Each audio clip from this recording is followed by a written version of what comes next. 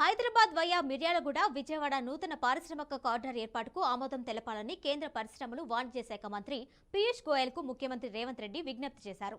హైదరాబాద్ నాగ్పూర్ పారిశ్రామిక కారిడార్కు కేంద్ర ప్రభుత్వం తుది అనుమతులు మంజూరు చేయాలని కోరారు. కేంద్రం తుది అనుమతులు మంజూరు చేస్తే రాష్ట్రానికి 2300 కోట్లు విడుదలవుతాయన్నారు. కేంద్ర మంత్రి పీయూష్ గోయల్తో ముఖ్యమంత్రి రేవంత్ రెడ్డి, ఉప ముఖ్యమంత్రి బట్టి విక్రమార్క ఆయన కార్యాలయంలో ఇవాళ సమావేశమయ్యారు. ఈ సందర్భంగా రాష్ట్రానికి సంబంధించిన పలు సమస్యలను ముఖ్యమంత్రి కేంద్ర మంత్రి దృష్టికి తీసుకెళ్లారు.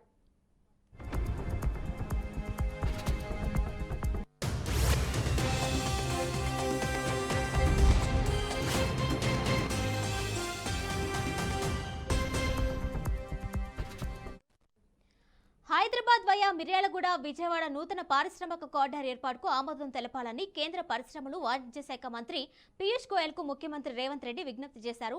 హైదరాబాద్ నాగ్పూర్ పారిశ్రామిక కారిడార్కు కేంద్ర ప్రభుత్వం తుది అనుమతులు మంజూరు చేయాలని కోరారు. కేంద్రం తుది అనుమతులు మంజూరు చేస్తే రాష్ట్రానికి 2300 కోట్లు విడుదలవుతాయన్నారు.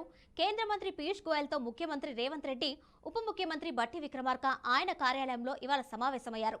ఈ సందర్భంగా రాష్ట్రానికి సంబంధించిన పలు సమస్యలను ముఖ్యమంత్రి కేంద్ర మంత్రి దృష్టికి తీసుకెళ్లారు.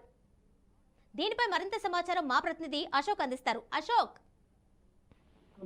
ముఖ్యమంత్రి రేవంత్ రెడ్డి కాసేపటి క్రితమే కేంద్ర పీయూష్ గోయల్ కేంద్ర మంత్రిని కలిశారు. సో ఈ సందర్భంగా ఆయనతో పాటు డిప్యూటీ సీఎం బట్టి విక్రమార్క కూడా ఉన్నారు. పలు కీలక అంశాలపై వినతి పత్రం ఇచ్చారు. ముఖ్యంగా నూతన పారిశ్రామిక కారిడార్ ప్రతిపాదన ఆమోదించండి, అదేవిధంగా హైదరాబాద్ టు నాగపూర్ కారిడారు, అదేవిధంగా హైదరాబాద్ నుంచి వరంగల్ కారిడార్, మొత్తం 3 ప్రతిపాదనల్లో ఆయన వినతి పత్రం ఇచ్చారు. సో రాష్ట్రానికి రావాల్సిన చాలా వరకు నిధులు పెండింగ్ లో ఉన్నాయి, వాటికి సంబంధించి కూడా ఆయన వినతి పత్రం ఇచ్చారు. సో రాష్ట్రానికి SDP, mega reserve park, IIHT మంజూరు చేయాలని ఆయన వినతి పత్రం ఇచ్చారు. సో రాష్ట్ర విభజన సమయంలో కొన్ని రాష్ట్రానికి కొన్ని ప్రాజెక్టులు ఇచ్చారు, కానీ రాష్ట్ర విభజన తర్వాత అవి ఆంధ్రాకు తరలి వెళ్ళాయి. కాబట్టి వాటన్నిటిని మళ్ళీ రాష్ట్రానికి కేటాయించాలంటూ ఆయన వినతి పత్రం ఇచ్చారు. సో ముఖ్యంగా హైదరాబాద్ నాగపూర్ పారిశ్రామిక కారిడార్ అయితే గతంలో యూపీఏ ప్రభుత్వం అమలు చేసింది, యూపీఏ ప్రభుత్వం దానికి తీసుకొచ్చింది, కానీ ఇప్పటి వరకు అది అమల్లోకి రాలేదు. కాబట్టి వాటిని అమలు చేయాలంటూ ఆయన వినతి పత్రం ఇచ్చారు. సో 2300 కోట్లకు పైగా నిధులు కూడా పెండింగ్ లో ఉన్నాయి, దానివల్ల అవి నిధులు కూడా వస్తాయంటూ ఆయన కేంద్ర మంత్రి పీయూష్ గోయల్ కి వినతి పత్రం ఇచ్చారు. సో వరంగల్ హైదరాబాద్ కారిడార్ వల్ల చాలా వరకు పారిశ్రామిక అభివృద్ధి చెందుతుంది.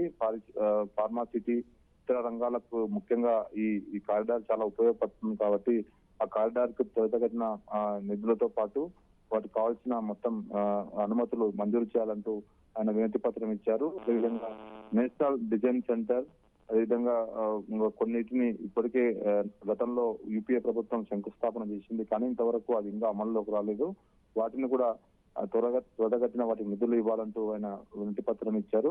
సో రాష్ట్ర విభజన తర్వాత ఎన్ఐడిని విజయవాడకు తరలించారు. ఈ నేపథ్యంలోనే మరోటి తెలంగాణకు ఎన్ఐడి మంజూరు చేయాలని ఆయన కోరారు. సో మొత్తానికైతే తెలంగాణకు సంబంధించిన పలు కీలక అంశాలపై ఆయన ఈ రోజు పీయూష్ గోయల్ తో కలిసి చర్చించారు. వాళ్ళ ఆఫీసులతో కూడా ఆయన సమావేశమై మొత్తం దాదాపు 1 గంట సేపు అందరి అధికారులతో సమక్షంలో తెలంగాణకు రావాల్సిన నిధులు కానీ ఇతర ప్రాజెక్టులు, పెండింగ్ ప్రాజెక్టులు అంశాలపై సుదీర్ఘంగా చర్చ జరిగింది.